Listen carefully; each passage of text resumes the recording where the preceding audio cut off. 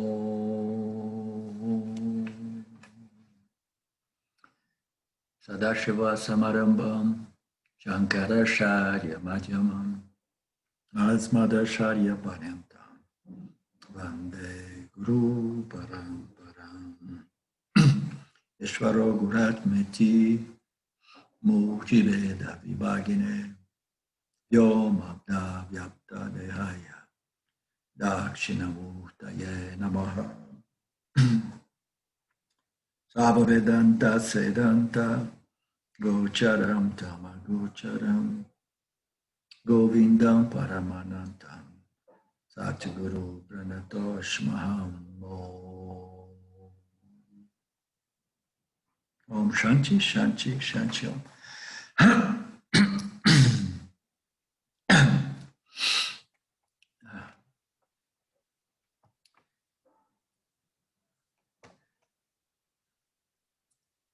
Hello everybody. I have to warm up my throat and then it gets better. So we are back with our Vivekachudamani. In the past verse, we saw that dialogue between the disciple and the teacher, in which the disciple was somewhat disappointed because he has followed the instructions and he understood the three states, the three bodies, the five koshas, and he kept discriminating everything. Yeah? And then in the end, after having negated reality to everything, he was a little bit disappointed and depressed because he said, so what's left now? I'm empty now. I'm left empty-handed, with nothing. I just reject everything and now I find myself in this emptiness. So, and then we saw the teacher helping him to understand something that was always present, not as emptiness, but as the fullness of conscious existence that was discounted due to its subtlety.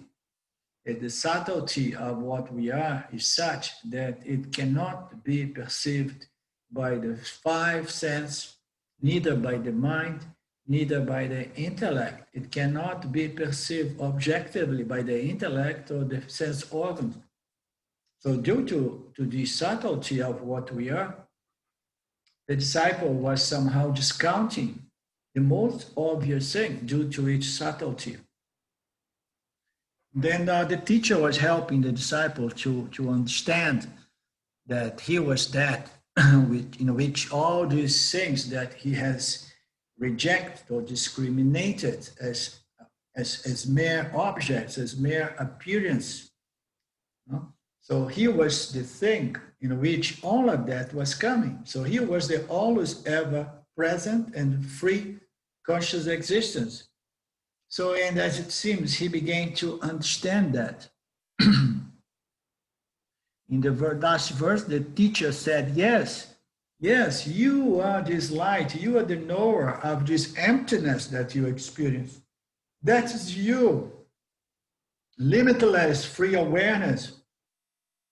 And then he gave a nice encouragement to the disciple and say, you are a very good inquirer. You have a good intellect. You have a good discriminating intellect. So good for you. No? So this was the last verse. So, today we begin from the verse 65, in which the guru, the teacher, continues saying that, please, know in your intellect that you are the limitless, timeless awareness that shines by itself in the waking, dream, and deep sleep states, that shines as experiential bliss, and that shines both as the I and the I, the innermost I, the innermost self, and the reflected self that illumines objects. So this is a very nice verse. So again, the teacher wants to not only encourage him, but very, very politely, he's saying, please. So I already made a point here that you have a great intellect, that you are fit to do this job. So don't give you any pressure. Don't be uptight. Don't think that you are missing something and therefore you are somehow not qualified. You are highly qualified. That's why you came that far. That's why you could discriminate everything. And that's why you end up in this apparent emptiness. Because emptiness is only seen as empty if we discount the fullness of this light of consciousness. And then he says, very gently, please, know in your intellect, know for certain, know for sure that you are the limitless, timeless awareness. So he's defined what the disciple is. You are the limitless. You are timeless awareness, which is that which shines by itself in the awaking, dream, and deep sleep state. So it's saying that what you are is the only source of conscious existence light, and you are the only self-luminous, self-shining principle. So, and you exist beyond time. And you exist as non-dual consciousness, non-dual awareness. Therefore, we say that you are limitless. And also, you are free. You are absolutely free from any and everything that you illumines and reveals, the same way that the light is free from the hand that it reveals. The light is free from any object it reveals, you know? So it's not something that depends on the object it illumines or reveals. The light is an independent principle, okay? So likewise, conscious awareness, existence is a free, independent principle that is limitless, meaning to say it's one without a second, which means to say it's the only reality. Because there is only consciousness. There is only one consciousness, one existence. So it's something that it has nothing other than itself. And then it's something that has no end, there is no border, there is no point in time or space in which it ends for, so that something else begins. No, it is limitless. So know in your intellect that you are the limitless. You are that which is beyond time and space. When we talk in terms of limitlessness, we are talking about you are beyond space. The concept of space, by definition, brings about the beginning and the end of a certain space. But you are spaceless, meaning to say you are limitless. And you are also timeless. So it means to say you are beyond time and space. You are consciousness, and this consciousness shines by itself in all the three states. And then if the disciple was not highly qualified, he would say, whoa, wait a moment, because when I'm deep sleep, there is no light. There is no light shining here. And then we have to say, wait a moment, give it some more time, continue with your inquiry, and then you will see that you shine even in the deep sleep. How you know that? First, because you love that, and you only love things that you experience and enjoy. Second, because, if you would not live through that, if you would not be present during the deep sleep, you would have lost consciousness and existence, because consciousness and existence are the two sides of the same principle called Satchitananda. And as we know, you exist Therefore, your consciousness keeps infusing that body. Yeah? It infuses the subtle body that remains associated with the body, and the pranas keeps that body alive and well, resting and, rejuvenating itself. So you exist through the three states: the awaking, dream, and deep sleep. You are just a conscious awareness that shines through the three states. You shine through all the experience, all the koshas you are shining. And that shines also as experiential bliss. And you shines in two different ways. You shine as I and as I. So under the spell of ignorance, you shine as the individual jiva who believes to be an independent source of conscious awareness. The individual jiva, he thinks, okay, so I have consciousness, I have existence, I have awareness. So this verse is saying, no, it's you in your fundamental, essential, pure nature that shines. You mistakenly appears to shine as the individual jiva, the small I, yeah? The secondary I. It shines both as the I and as the I. The innermost self and the reflect self that illumines objects. So this I shines as experiential bliss, and as experiential bliss, we know that this I needs to be associated with the jiva, body-mind complex. And then it shines as experiential bliss, experiential satisfaction. Okay, so you shine as experiential bliss. And you also shine as both I and I. So which I refers to this experiential bliss? So we would have to break this experiential bliss in two blisses, Actually, it's already said it's experiential bliss. We cannot break this bliss in two kinds of bliss.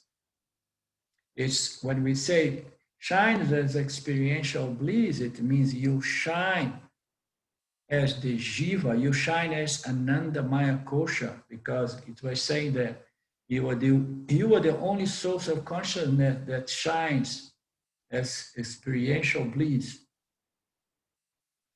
and shines also as the I, the innermost self, the innermost I. So this notion of two I's, it may be confusing and it may be paradoxal, because as we know, the nature of the I is non-dual. There is only one I, there is only one Atma, one self. The same way there is only one source of light in our planet, which is the sunlight. But in times of full moon, so we get some light coming from the moon. And if we are not really aware, if we don't have that kind of knowledge, we may believe that the moon has its own source of pure light. It generates its own light. Okay? So who is really shining in a night of full moon? Is it the moon that shines, or it's the sun that shines?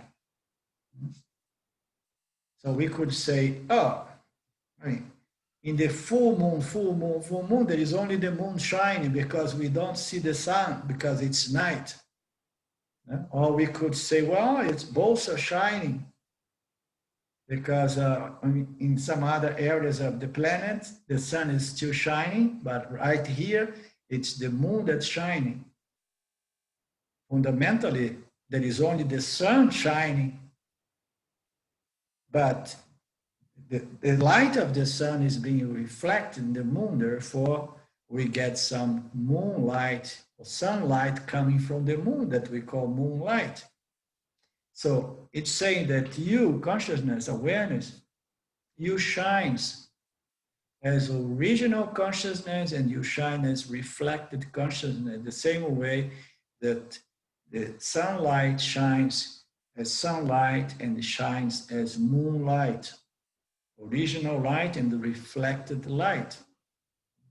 But you, Jivatman, you in truth, you are Paramatma, meaning to say, you shine on your own with or without this reflector called the subtle body of the Jiva. And this can be known by the means of knowledge, of course.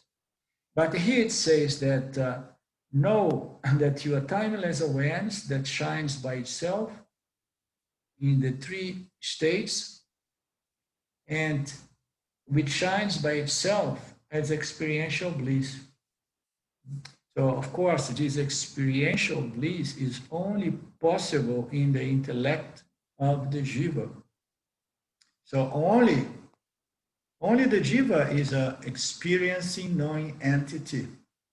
So this experiential bliss, it occurs in the intellect of the Jiva once one's mind was resolved somehow.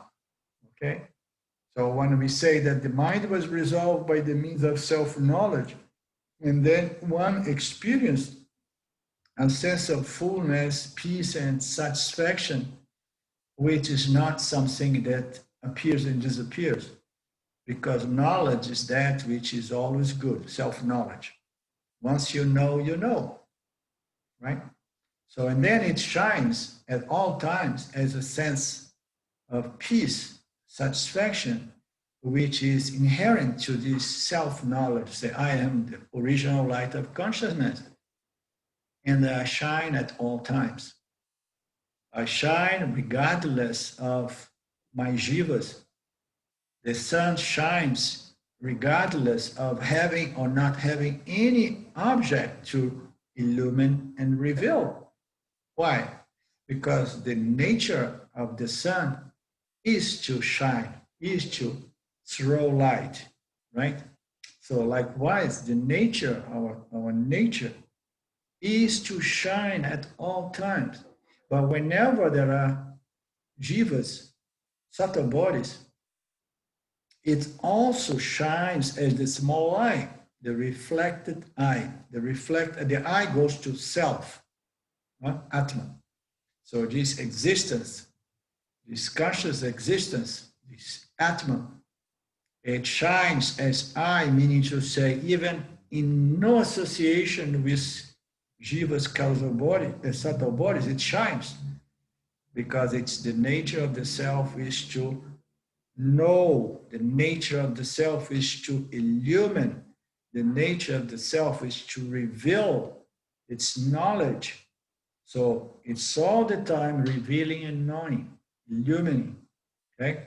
But in the absence of Jivas, it just continues shining the same way that the sun shines regardless of having objects to reveal or not having any objects to reveal, to reflect and reveal. Therefore, you know that you shines also as the experiential bliss that occurs in the intellect of the Jivatman. And know that while you are shining in the intellectual of the Jivatman, you are shining as the I and as the I. So just imagine that we have a place, and in this place, it's in a very dense urban area, and there is almost no sun entry. But I know I need vitamin D, I need sun, and then I find a way. I know that the sun hits the house in a certain time, at 2 in the afternoon, but it's a small area, but it's outside of my door. And then what I go there and I place a nice mirror. And then this mirror is going to reflect light to my small balcony and the entry of my kitchen. And then right there, I put another mirror. And then it shoots the light to my bedroom, and then there I can be reading my book. because otherwise there is not enough light, and I have no electrical current for whatsoever reason, let's say, okay? So I'm enjoying the light that's come from outside that is bouncing into mirrors to bring it inside of my house. And then it says, you shine as the eye and as the smaller eye. You understand? Because in order for the smaller eye to shine, the higher innermost eye needs to shine first. That's why we say the eye is free and independently shining. So the small eye, it is not freely independently shining, although the jiva tends to believe that it shines on its own. Huh? They know that you shine at all times, and you shine as the eye and the small eye. The small eye only shines because it gets the light from the original self, original consciousness existence, right? Therefore, you shine as experiential bliss, as you reflect in this reflecting apparatus called the human intellect. But know that you shine also as the innermost self that somehow lends its light to the ahankara, to the ego, to the intellect, to the reflector, so that you, in your secondary nature, as reflected consciousness, as the jiva, you can illumine objects. Okay? So now, how consciousness illumines objects? Because consciousness does not really illumine objects. It may project his world by the power of Maya, but unless it has the jiva, so shining with consciousness in its intellect, so the creation cannot be known, cannot be experienced, cannot be illumined. You see the position of the jiva here. We are reflectors of consciousness, and we are illumining our environment all the time. So we illumine, but who is really illumining? It's consciousness. And I need to define myself. I'm either the reflected light that illumines my environment, or I am the original light that illumines all the reflecting apparatus. Okay? So here it's very clear in this verse that shines as experiential bliss, and that shines both an I, meaning to say the innermost self and the reflected self, which illumines objects. So it's by the means of this reflected consciousness that we can illumine the world, reveal the world. It's in the light of this reflect consciousness the world is revealed and known. Of course, consciousness in association with Maya has to bring as well a kind of a source of physical light so that we can experience our physical environment. This is all in the powers of Maya Ishvara. Are we following? Is it boring? No? Okay. Let me know if it gets too boring.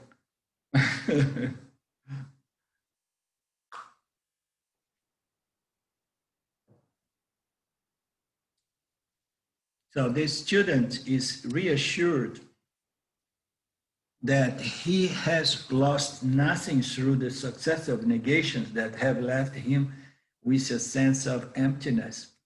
He is gently reminded that he is the self, and provided yet again with descriptions of the self that have appeared in previous verse. So you see, Vedanta, sometimes I find myself more like a parrot. You know parrots? Is it parrots?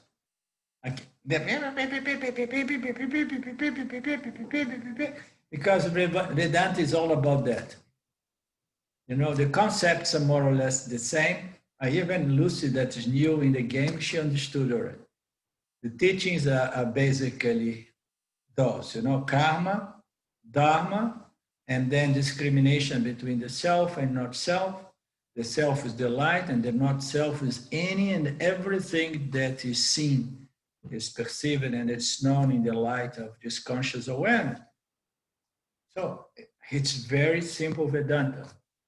And we have to have these thousands of books and Upanishads, yeah? and Brahma Sutras, you know, and Gitas, and so on, saying the same thing from different angles, with different analogies, from different mouths of different teachers in different ways, and you know, but it's basically the same thing. Again, he's gently reminded that he's the self, and he provides again and again with descriptions of the self that have appeared in the previous verse. When we look into this Vivekachudamani, it grows slowly through the discrimination between the three bodies and then the five koshas and the three states. But basically, it's the same thing, and it needs to repeat. But if you believe that this is too much repetition, just imagine that the original book written by Shankaracharya 1,300 years ago, that book, rather than 108 verse, has 470 something verse. Just imagine how much repetition, you know, we would find there. You understand? And it begs the question, why so much repetition? Why again and again present the same concepts? Yeah? Why? Elaine said like that. Huh? It's because Maya, avidya, ignorance, is really tough to break. It's hardwired, you know? And we need to contemplate again and again on these concepts over. Why? Because it clicks. These small clicks of understanding, of clarity, it has to be popping up all over the place until we really develop this conviction of self-knowledge. It's a little bit here, a little bit there, and the teacher has to be there like repeating more or less the same thing again and again. And every time we hear slightly different, because moreover, a big chunk of the time we have a different thoughts in our mind that prevents us from really listening to what the scripture is saying, you know, and then in all this crowding of different thoughts coming in the way, and then the mind is busy and the rajas and tamas are oscillating in our mind, and we begin getting small bits and pieces, but the teachings are more or less the same. The teacher counsels the student to use his intellect to know the nature of the self. He says, please know in your intellect. So it's important to again and again even bring that, because I did some work here in Brazil, and after I have done 80 days of work, somebody yet asked me, so so is the actually, yeah, it was here. It's somebody who has been studying with me since a while. Again, brought up this conception. So it means to say that once we do all these discriminating things, we need to forget about the intellect and then feel the self or know the self, you know, in the heart and so on like that, you know. So you cannot know the self in the heart unless we define the heart as the very, very essence, core of our existence, you know, the most fundamental, essential core of our existence. We can call it heart. But if we think that the self cannot be known by the intellect, therefore you have to feel it. Now this is again a misleading notion, you know? So it is in the intellect and in the intellect alone that the self can be known, can be realized, you know, as my own self. The teacher counts the student to use his intellect, you know, not the feelings, not the pranas, to know the nature of the self. This is an exhortation to describe. What is exhortation? It's a emphasis, a way to emphasize it again and again, reinforcing. Yeah.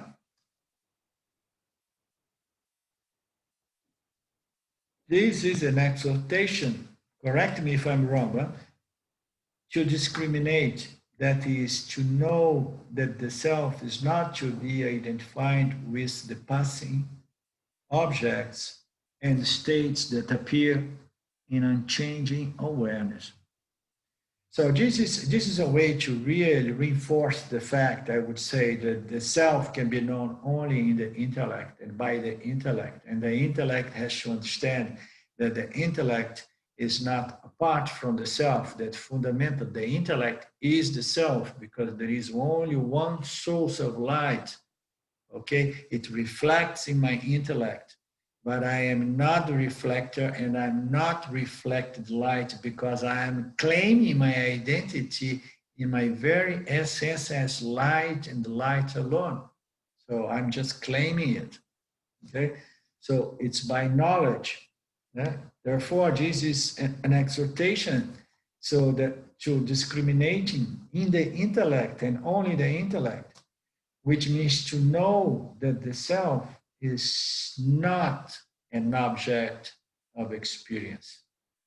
The self is nothing that appears in the scope of my conscious awareness.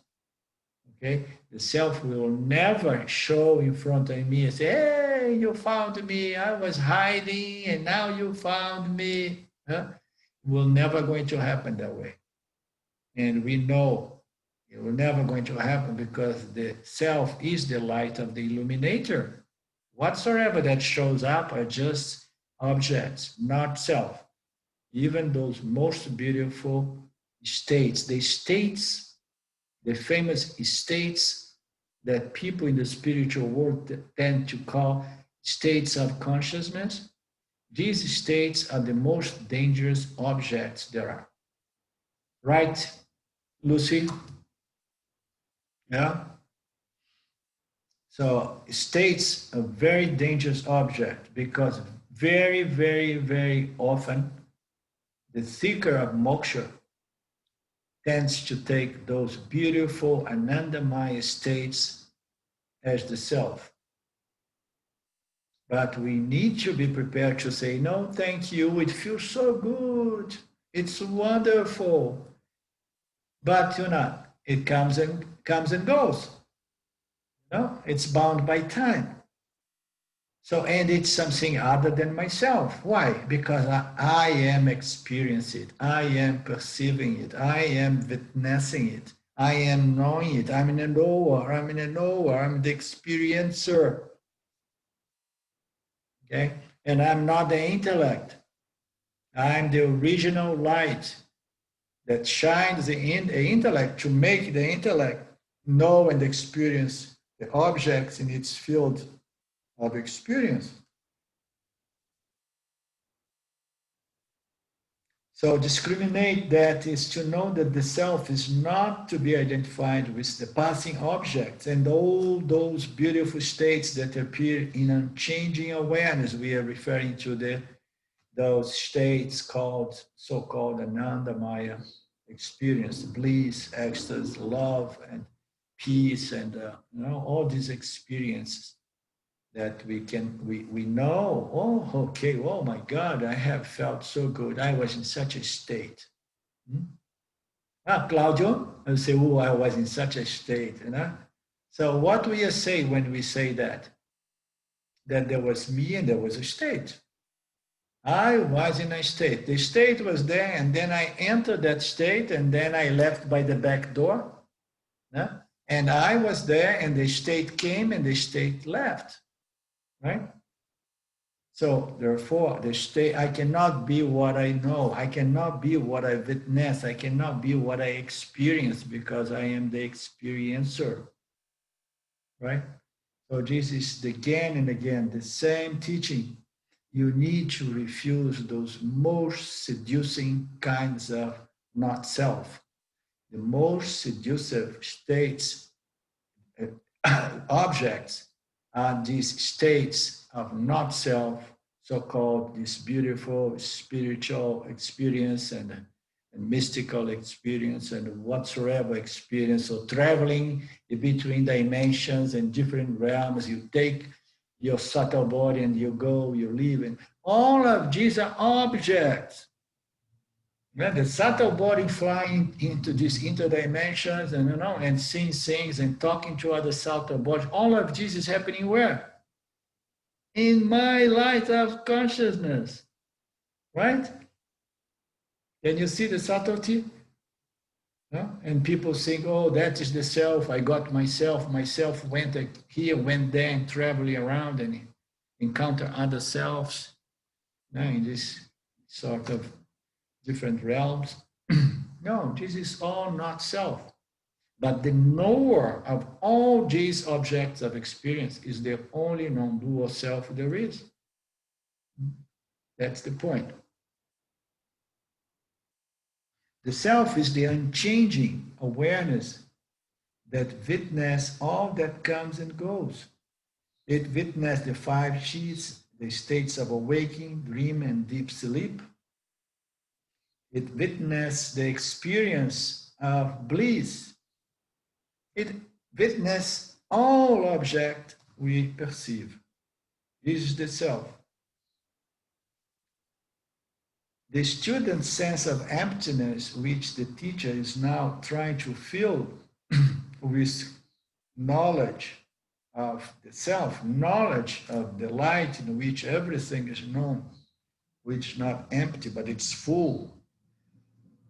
The student's sense of emptiness, which the teacher is now trying to fill with the knowledge of its own fullness. You see, this whole notion about the truth, the self, reality is emptiness, is a totally ridiculous notion based on the fact that duality is reality, based on the fact that objects are real. Why? Because I have to define the self as the absence of the object. The objects are not real, and if I remove the objects, and then emptiness is reality. But emptiness with object was not self. Now, emptiness without object again is not self. I'm trying to define the self in media in relation to objects that have time and depends on time and space and so on. And now when I remove the object, and then I say, oh, the self is the absence of objects. The self is not the absence, and it's not the presence of objects. I get mixed up with all these objects, and now I'm getting mixed up with the absence of objects, and I'm missing the point that I am the light of awareness in which presence of objects and absence of objects are known, are witnessed. Okay? So therefore, this idea that how reality is emptiness, in Vedanta we say reality is fullness. Reality is not emptiness. Reality is fullness. The only reality is conscious existence awareness. And it's one without a second. That's what it means to be non-dual. And something that is one without a second, it means to say that it is all over. All universe and beyond all universe. It's one without limit, without borders, without a second. Okay? And then something that's one without a second, one without anything that is a part of this oneness, one without any inclusion. This one can only be full. not empty. Empty is a notion in reference to objects which are not real, but the fullness of consciousness is that which is one without any other thing but just an apparent superimposition of objects. Okay? So we need to understand very clear our nature as purna, fullness. That's why we say purna, purnamada, purnamidam. That's our nature, wholeness, completion, fullness, not emptiness. The student's sense of emptiness that was depressing, which the teacher is now trying to fill with the knowledge in respect to its fullness of the self, has apparently arisen from the imperfection of his negation. So this depression that the student was suffering is because his discrimination or his negations were not really appropriate. It was not really perfect. It was not really on the lines of the teachings of Vedanta. Why? Because he was rejecting all kinds of objects. But in the end, he got identified with another object there, which was the emptiness. He said, I am the empty space, and does not feel good not to have any association with any object. Can you see that? The problem of the emptiness, I'm still defining myself through the objects I'm in contact with. If before I was defining myself through the identifications with all sorts of objects of experience, and now there is nothing, and I'm still defining myself as nothing, and it feels depressive. To feel like, oh my God, there is just the void, nothing, emptiness. And then that needs to be corrected and say, no, you are the fullness of existence, you are the fullness of consciousness.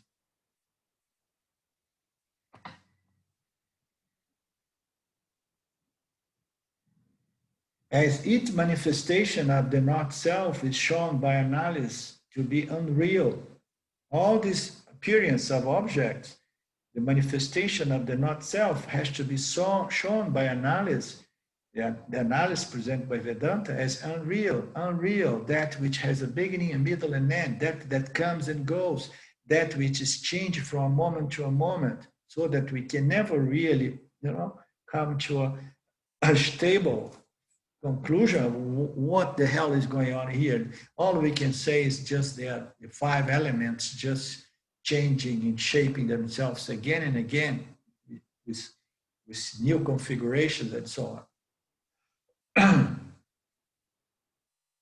The student feels he's negating his very being that way.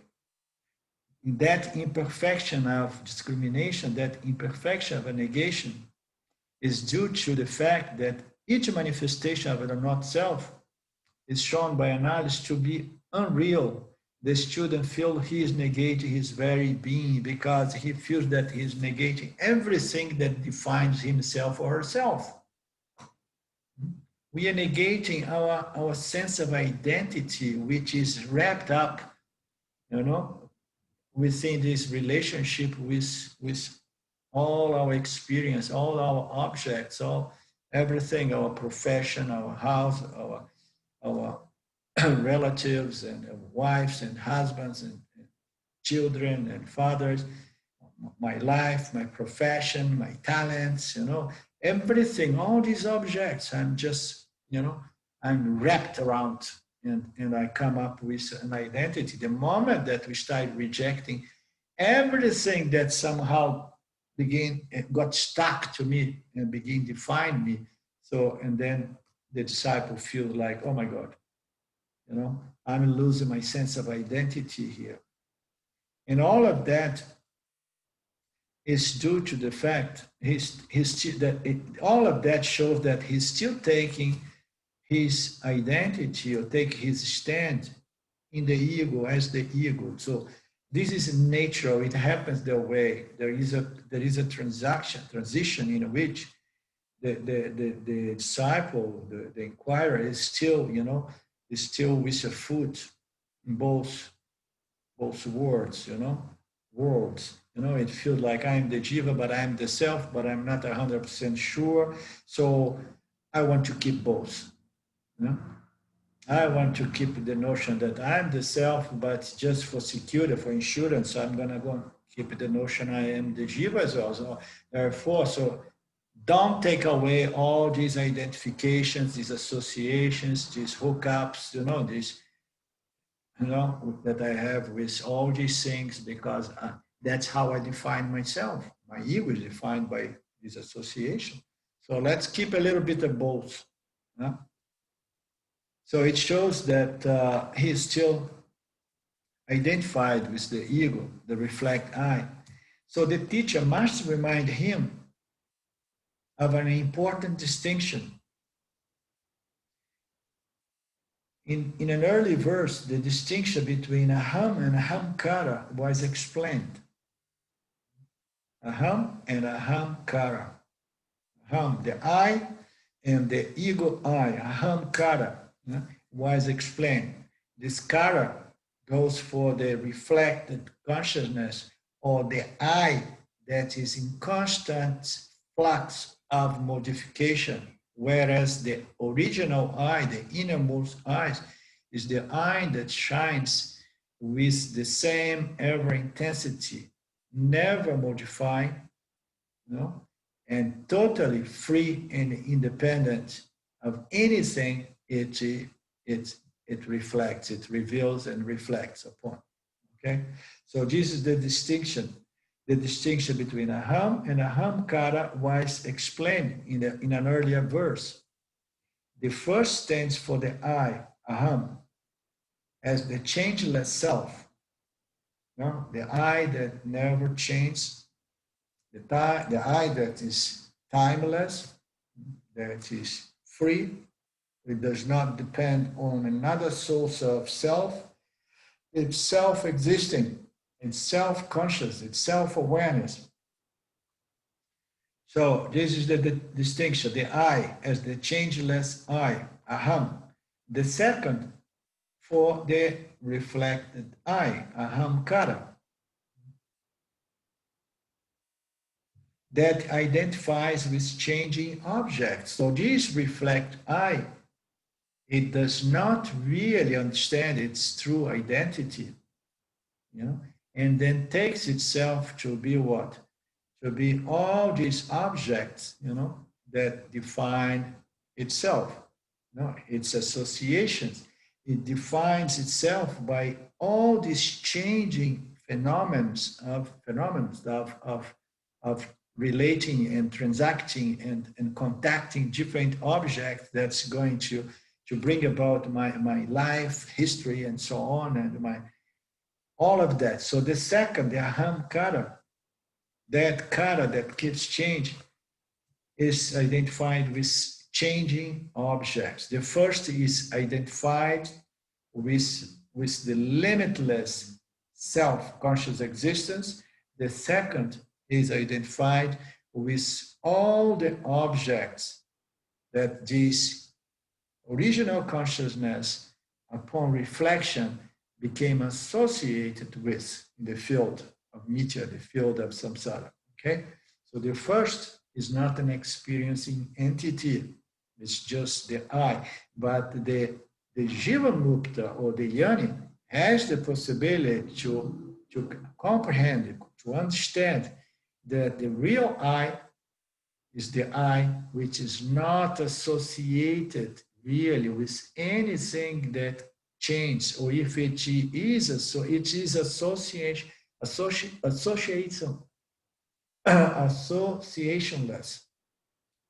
The true self is free of any and all association. Sometimes we say that the self in association with Maya and association with the Jiva becomes an experienced entity, but again and again we have to be careful, because the self, not being a knowing experienced entity, he is not really in association with object. He is free and independent. He's just the source of conscious existence, that somehow concedes its conscious existence to Mr. Maya, that somehow shines in the subtle bodies of all jivas. And then these jivas, they feel like, okay, I am I as well, but I am I colored by all these gunas and attributes and my talents and my professions and my relations and my association. The self remains untouched, free of associations. He does not do anything what we are. This conscious existence, Satchitananda, does not do and never modifies. But the poor Ahamkara is all the time like frightened because it's, oh my God, I'm running out of time because I'm modifying to experience. And I'm getting older. That's the most difficult limitation of every human jiva is this notion that, oh my God, the small I I am limited by time. I cannot live 250 years, right? I wish, but I can't, at least so far. Maybe tomorrow, if we find a way not die of cancer anymore, and then maybe we manage to extend our lives, who knows?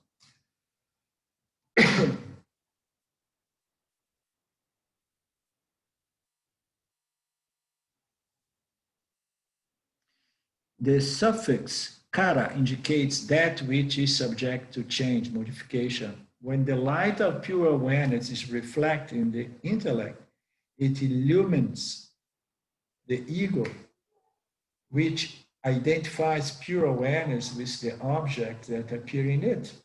Yeah, that's a very nice sentence. When the light of my conscious existence awareness reflects on my intellect, this intellect, which is nothing but the ego, the sense of, I am this, I am that, I am tall, I'm beautiful, I'm ugly, I'm smart, whatever. This is the ego, the sense that, it's amazing how the ego is always define itself. And there are somehow, how you say, some consents on what defines you positively and what defines you negatively. It's very interesting. I have been spending time in Brazil, and I have been staying with people that are very tall. And sometimes, I can't believe the ahamkara, Again and again, someone who's very tall is trying to make a point that I'm so tall. I'm so tall, I'm happy here, And can you believe that someone can take pride on being very tall? As if someone has made something to become tall. And as if being tall is a sign of intelligence, of wisdom, or anything, there is nothing to it, If you are one, this is in metric system, a meter 19 or a meter 95, so it does not make anybody superior to anybody else, Or to see people that, like my wife, she's only a meter 50. Just imagine if she would really, believe in those things, she would feel very, very, very small and inadequate and insufficient. Oh my God, because I'm only a meter 50. But the ego somehow identifies with anything. And according to the culture, maybe in some other cultures, the shorter you are, the higher you are, then we see in that context. Oh no, here in our country, in our culture, in our tribe, somewhere in Amazon, so the people who are 1 meter and 40 are considered to be the most brilliant, the highest, the most elevated people, because we measure people by how short they are. So, but the ahamkara is all define itself by its object, the objects that appear before him. And of course, our physical body is the most intimate and persistent object that shows up every morning in our bed with us. Have you ever had an experience, Lucy, to get up in the morning and find a different body, a body of your girlfriend, for example? So our physical body is a pain in the butt because sometimes we get tired to find the same body every morning in the same bed. Huh? So if it was possible, we would, yeah. Okay, let me use your body tomorrow, Mark. You just wake up in my body. I wake up in you. I like to have a different experience sometime. Why not? But now this physical body is the most persistent object.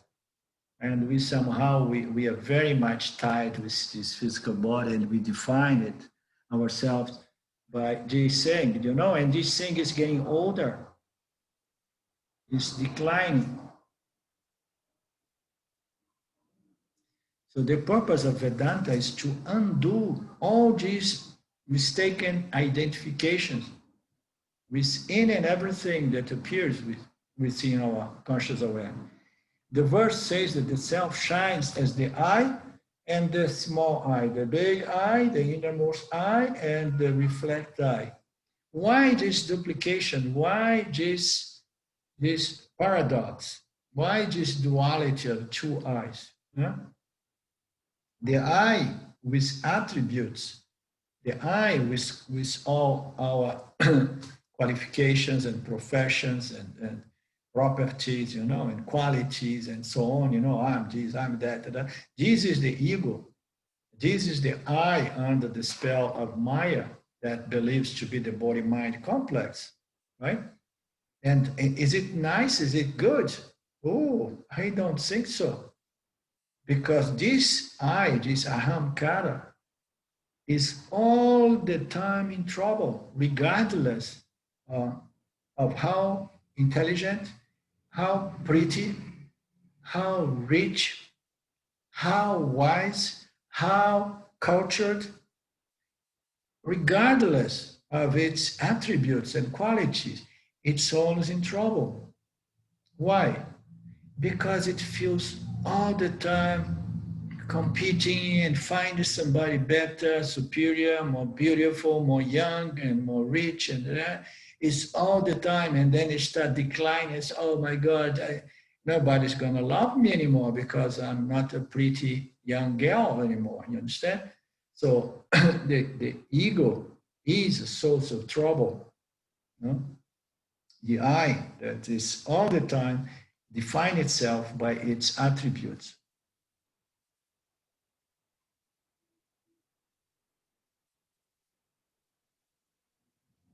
To show that the I, which is the self, is not subject to modification.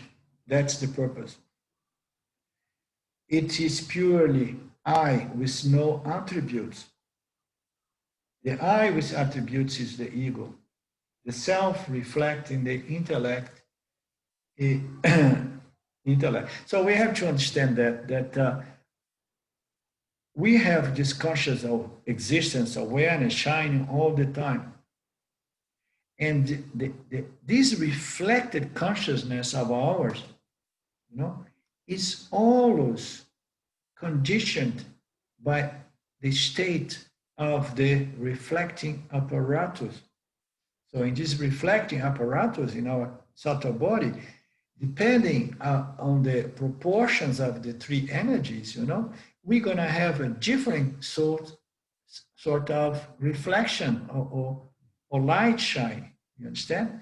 So we are all the time limited by the three gunas, and we have no control. If we want to be Ishvara, and then we have to say, okay, I'm going to manage my gunas. Now I'm going to empower sattva. And then I'm going to make sattva guna just get rid of rajas and tamas, rajas, and then I'm going to have a mind that's only sattva. And then when consciousness shines, and then I know everything that Ishvara knows. Because Ishvara is pure sattva, as often the scriptures, the text presents to us, it's pure knowledge.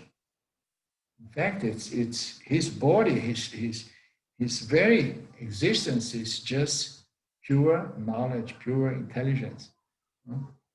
But no, our subtle body does not stand without rajas and tamas. So this reflect consciousness is always going to be imperfect. It's always to give us a sense of limitation because we can only know a little bit. We have this and that talents and potentials, and we are human beings. And in order to be a human being, unless we want to go into this transhumanism that's coming into fashion lately, and we want to hook ourselves up with artificial intelligence so that we start becoming more and more clever and having more and more knowledge downloaded in our organic brain, But no, the teacher is stealing. Let me see what I was. To show it is the pure I with no attributes. Now I remember. So this ahamkara I is an I which is defined by our attributes, which means to say it's the original I colored by this attribute, these gunas, colored by the gunas. You understand? Therefore, it's all the time it's changing, and it's all the time, conditioned by some sort of ignorance, meaning to say rajas and tamas. It's unavoidable. You understand?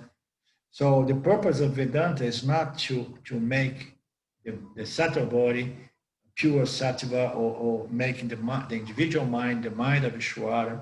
No, it is not. It's to have the Jiva Atma understand that its true nature, its true identity is consciousness. In spite of this reflected consciousness, present a certain challenge and a difficulty because this reflection has to be clear enough, meaning to say we need to develop enough sattva so that we can follow the logic as presented by Vedanta and extract the knowledge that I am original consciousness. Oh my God, now I know it. Why? Because reflect consciousness sucks.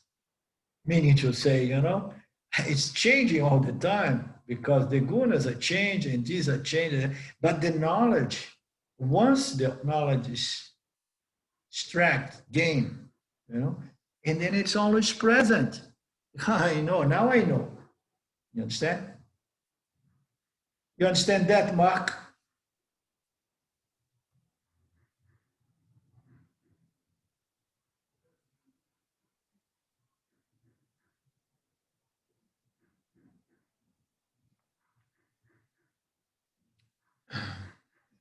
To show that the I, which is the self, is not subject to modification. The reflect I is subject to modification. Even after the self-knowledge is gained and retained, the reflect self is still subject to modification. It's going to depend on the proportions of the gunas and so on. It's parabdha karma and so on. The I with attributes is the ego. It is the self reflecting the intellect.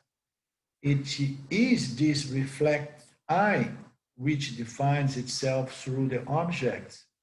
This I that experiences the sense of emptiness, the sense of frustration, the sense of limitation, okay?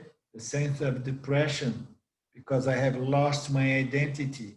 Before I had an identity, it was not good, but now not having identity is even worse. So all of that happens to the small self, small I, now the ahamkara, that which defines itself by its objects, its attributes, its relations, its associations with objects. The teacher is telling the student to shift his attention and take his stand as pure consciousness rather than its reflection in the intellect. Huh? Get that? The teacher is saying again and again, shift your attention and claim your identification as the original consciousness, not as the reflected consciousness. If you identify with reflect consciousness, you are bound to feel that you are changing. You are bound to feel that you are bound by time, that you are limited, that you are small in comparison with some others. You are great in comparison with some others below you. You understand? So you're going to be in trouble. If you identify with the reflect self, the reflect consciousness with the ahamkara, you are going to be in trouble. Now the teacher is saying, so shift your identity, his attention, and claim your identity as original consciousness rather than reflected consciousness. Okay, once this is taken, once one's identity as original consciousness is claimed, and then we have a situation in which the Jiva, that in that case is referred to as Yani or Jivan Mukta, this Jiva is no longer concerned with the condition of its reflection. You understand? It is no, he or she is no longer concerned with the condition of this reflection. Oh, reflection today is really tamasic. Oh my God. You know, I don't know what's going on. I'm really flat and depressed here. And, you know, I'm a little bit ill and so on. I mean, the Yani does not care for the condition of reflection. Once he is no longer identified with the condition of the reflection, he had established and claimed his identity as the original light, not as the reflected light. No, and then in some other moment, oh my God, it's I mean, there is so much rajas today. I'm so stressed out and so on. You know? So the Yani is not going to be concerned with that either. And he's not even going to get excited when the mind is extremely sattvic. Why? Because he knows the ahankara is not something reliable. It changes. You understand? He does not get excited with anything that changes. That's the point. I'm excited about claiming my identity with that which does not change.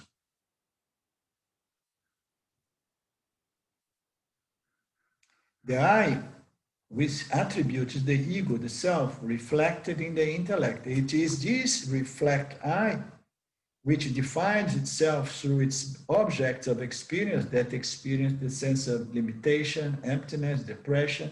The teacher is telling the student to shift his or her attention and take his identity, claim his identity as pure awareness rather than reflected awareness, which is the ego.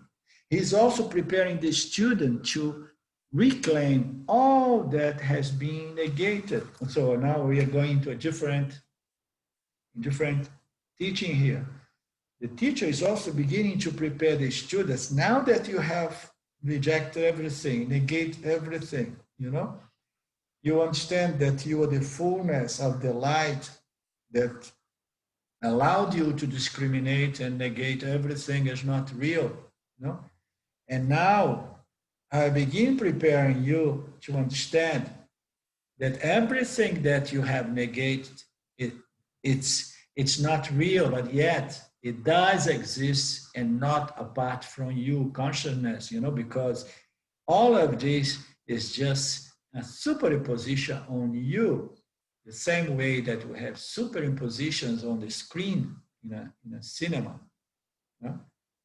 We have a superimposition there, so we cannot separate those projections from the screen. So, and then the screen says, okay, so I'm done with trying to remove all these projections. So I'm going to relax and I'm going to accept these superimpositions over me, knowing that all of that enjoys, you know, a temporary kind of status as a superimposition in me. You understand? So I no longer need to separate, negate, reject this superimposition. Now I accept them. You know, Maya projects these things, and now I know I'm free, independent. This superimposition do not touch and affect and change me. My screen remains always clear. Okay? So then now I can reclaim and say, okay, all of this is also, you know, although it's in apparent reality, it all exists but not apart from my screen of consciousness. He's also preparing the student to reclaim all that has been negated, not as separate objects that they were formerly perceived to be, but as the light of the self shining in the three states, including experiential bliss. So all these objects of experience is nothing but consciousness shining, revealing these objects, revealing everything in this mirage, this Maya's mirage, its consciousness. All of this is claim. I don't need to push it around and fight against it. I'm free regardless. I'm free in spite of all these projections. That's the point here.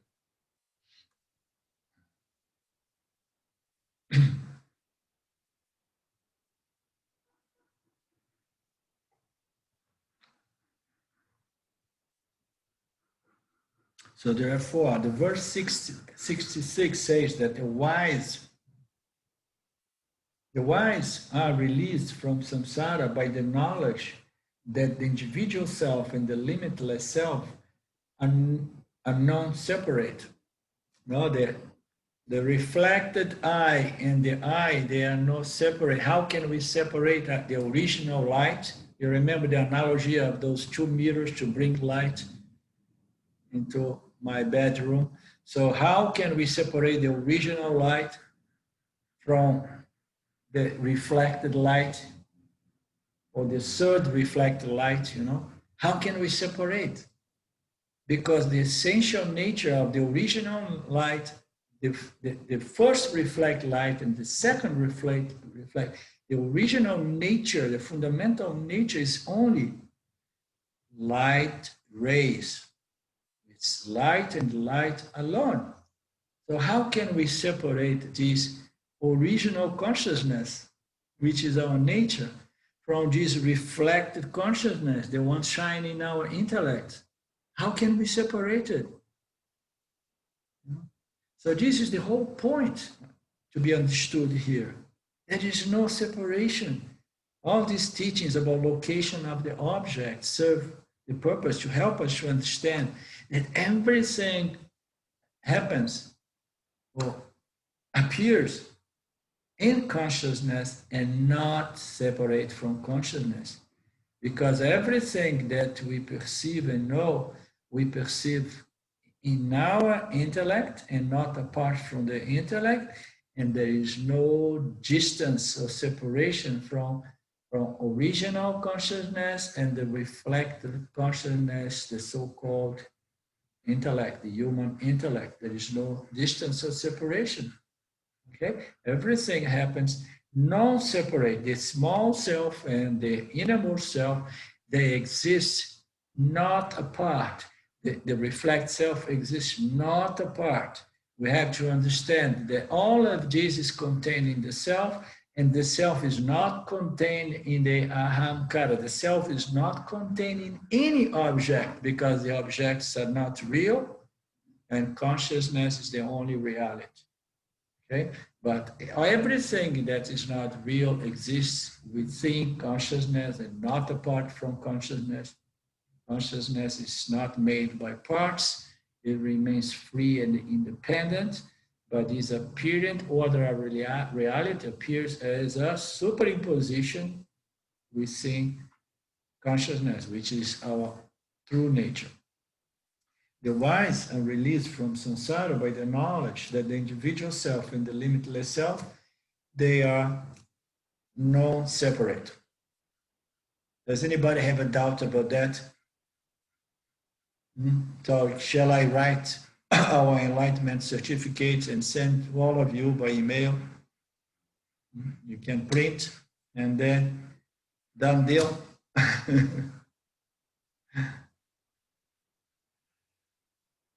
Until our discrimination is perfect, we see objects as distinct from the self, as we classify them as the not self. So that's the process of Vedanta. And then some people come and say, I'm not going to do this job. I heard that the final teaching is that you have to bring everything back and accept the fact that everything is the self and there was no need to separate the not self from the self. No? But here, the commentary says that until our discrimination is firm, is clear, is perfect, we will keep seeing objects as separate, distant, and distinct from consciousness. Okay, we're going to see objects in the space-time paradigm, as something that, is distinct, it is different, it's something other than myself, my consciousness, And we classify them as the not self. That's the game of discriminating satya from mithya, the subject from the object. And this is an absolute necessary stage for most of us. For most of us, not for all of us. So there are exceptions to the rule, always. But for most of us, we need to do that. We need to do that until what? Until we are no longer deceived by duality. Because duality is going to persist. Even after we have gone through these teachings 1,000 times, 100 times, the duality is going to persist. So duality or Maya or Vidya is going to again and again try to trick us until it no longer tricks us. But once it no longer tricks us, it does not mean that the objects do not appear in space, in time, as apart from my conscious existence. They continue to appear. They continue to appear. It's a different phenomenon from waking up from the dream and then you say, okay, there's nothing really, it's just a dream. No, here, once this knowledge is clear, this discrimination is perfect, and then you are clear and say, okay, I know. This is all consciousness, this is all awareness, and these are just objects, they are appearances, and they are just superpositions or projections. They are going to continue to appear like before. But now our discrimination is such that these objects, they don't have the power to somehow deceive us. What it means deceive us? The objects are still there. You see the other, you see the house, you see this and that, but they don't produce the usual feeling of desire and aversion, this kind of magnet force that keeps us like that,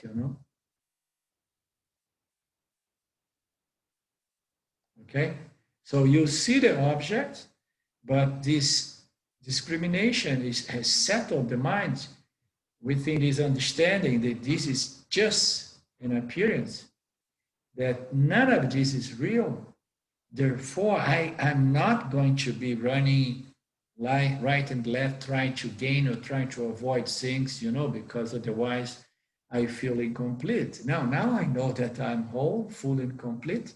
The objects appear, but they do not have the same effect in me as before. You understand? Why? I know that these objects are not really real, meaning to say they cannot provide me with fullness, with satisfaction, with completion. You understand? And that's why the Jnani has this sense of equanimity in respect to the object, in respect to one's parabodha karma, and so on.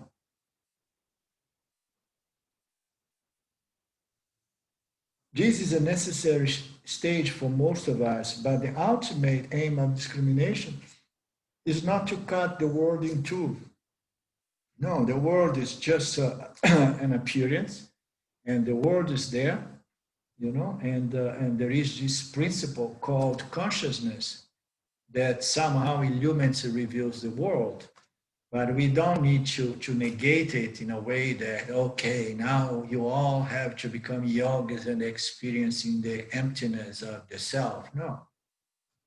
Let there be words, let there be objects, let there be names, colors, and forms, and know, that the light of consciousness, which is your nature, is not really in contradiction or how you say, abstracted by any object or limit by any object. None of this is limiting the light that reveals all of it.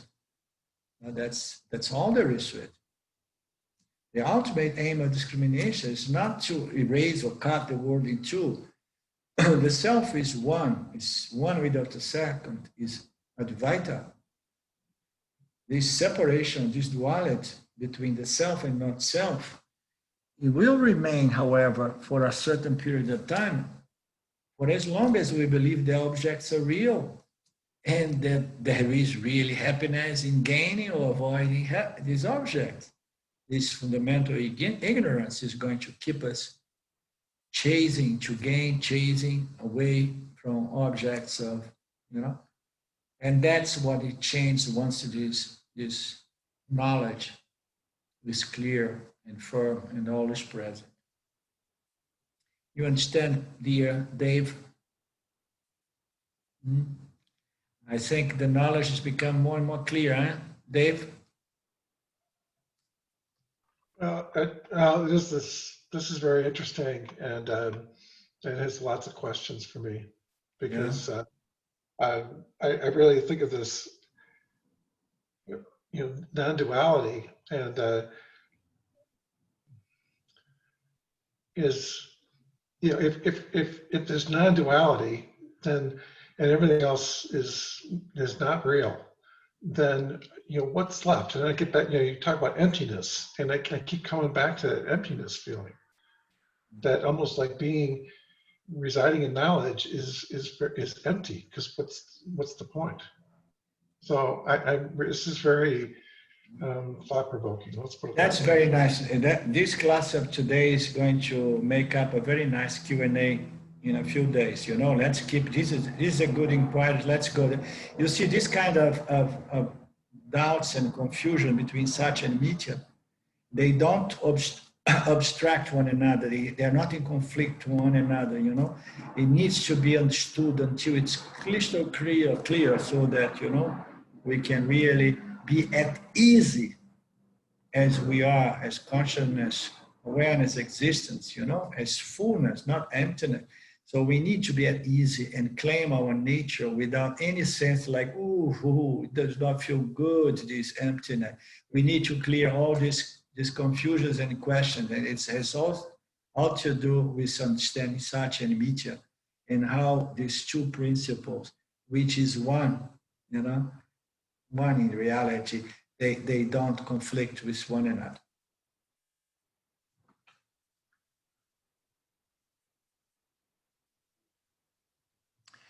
It is this belief that keeps us on the wheel of samsara, the belief that reality is duality, the objects are real, and I'm here to chase objects. To get off of the wheel of samsara, we must first stop chasing objects. No, this is the first step. First step is really to understand karma and dharma, our relationship with Ishvara and the field, understand what is a jiva, and then we need to understand that the objects are value neutral, that we, through our vasanas, we project the values in the objects. And then we begin chasing, we begin stopping or diminishing this chasing to gain and chasing to avoid. So we need to get off the wheel. We must stop chasing objects. This will not happen so long as we confuse the limitless joy of the self, which is the joy of reflected self, with the reflection individual body, mind, and its experience. This will not happen as long as we confuse the limitless joy of the self. This joy of the self can be somehow, you can enjoy and appreciate it by knowledge. We need to distinguish this ananta from the ananda, which is a reflection of my ananta, the limitless self, in the subtle body, in a moment that the subtle body is sattvic. Sattvic is going to give an experiential bliss, an experiential satisfaction. The mind is resolved somehow. We need to distinguish these two. The joy which is born out of self-knowledge, the confidence and understanding of my nature, which never changes beyond time and totally free and independent from the objects of experience. I need to discriminate that I, that Ananta from this Ananda, which is the reflection of the primordial highest I in the subtle body, which becomes the small I, which is the reflected consciousness, which is the experiential feeling good, feeling blissful, nothing is lacking, oh, nice, good, life is perfect, and now I'm sure I'm going to feel that way forever. And guess what? The gunas change, and then we feel differently, and then we get frustrated because we did not clearly discriminate the Ananta from Ananda. Are we following?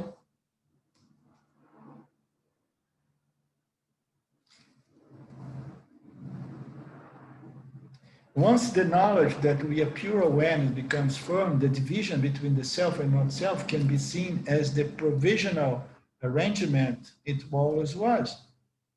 It's just a provisional, it's a concession, okay, let's suppose that there are two, and then once we come to maturity, we say, no, none of these was really a problem, because they belong to two orders of reality and there is no contradiction.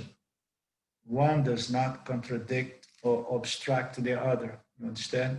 So you don't need to really remove all the objects, remove all the world and so on, because you are always whole, full and complete, regardless of what sort or what kind of objects you are shining upon.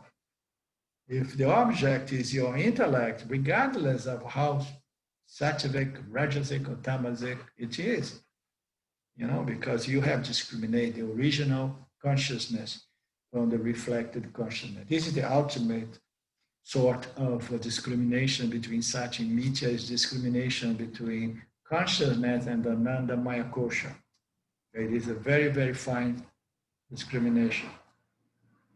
The individual self can have appeared. The individual self can have appeared nowhere except in the limitless self, of course.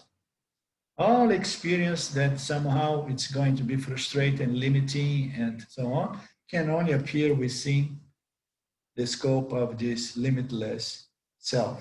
The concept is seemingly paradoxical, but the logic of our analysis leads us inexorably to conclude that the limited self, the individual, is no more than a thought appearing in the limitless self. Oh, how nice, how brilliant, how elegant, huh?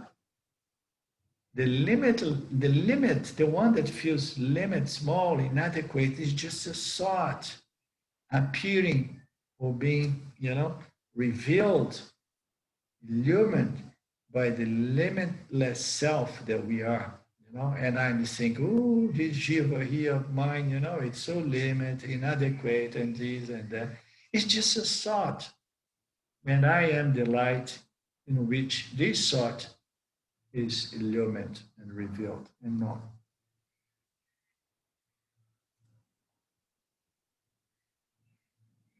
Once this is realized, the imaginary wall between the self and not self disappears. Because how can you separate the light that reveals my hand from my hand? Tell me. Here we know, now we are all experts in Vedanta, we know here there is light and there is a hand. How can we separate the light from the hand? It's impossible. We cannot separate awareness, consciousness, from any object that somehow is revealed by awareness or consciousness or knowledge. How can we separate that? It's impossible. And these objects that all the time are illumined and revealed by consciousness, do they do anything to the light of consciousness? No, the light consciousness is just by nature is illumining whatsoever comes its way. This is what we are. This is what never changes. This is what's timeless. This is what is immortal. Understand? And this knowledge is the only way to live a life free from this anguish and anxiety and expectation and frustrations. Once this is realized, the imaginary wall between Sat and Mithya, the subject and object, this self and not self, this imaginary wall between the self and not self disappears, much as the snake in the rope disappears. In that case, samsara is finished, although it's going to begin to continue appearing. But samsara is different. Samsara is more a psychological, intellectual condition, which says that duality is reality and the objects are really valuable and I need this, I need that. This is samsara. It's a psychological condition.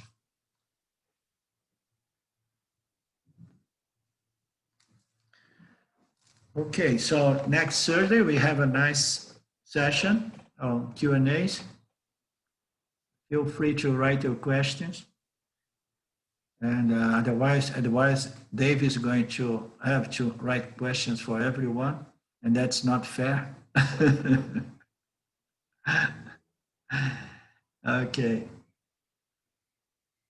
Om Purnamada Purnamidam Purnamudachyate Purnasya Purnanavaya Purnameva Vashishate. Om Shanti Shanti Shanti. Thank you, Lord. Thank you. Much love to all of you, and we meet again. Oh no, I want to say one quick thing. Lynn has sent an email to me about the date that Ramji is going to be giving some talks online. And there is one date that's going to be conflicting, which is September 21st, Lynn. I think so. It's a Monday. It's one of our Monday classes. Yeah, one of our Monday class, we will have Ramji doing his talks from Spain. So yeah. What I will need to know from you is if you are going to be with Ramji, because if there is 3 or 4 of us here, I will do our class. But if most of you want to join Ramji, and then we will suspend our class. Okay. So now, when I send my next email to you, I will ask this question, and then what's the date today? It's still a little bit early, but soon I will ask this question, and then you let me know, and then we decide whether we cancel our Monday or not. Sounds good? Okay. Thank you. Okay. Bye-bye. Bye-bye. Thank you, Joe. Much you. love. Thanks, Alan. Good night. Good night. Bye-bye. Grazie, ciao. Grazie, Claudio.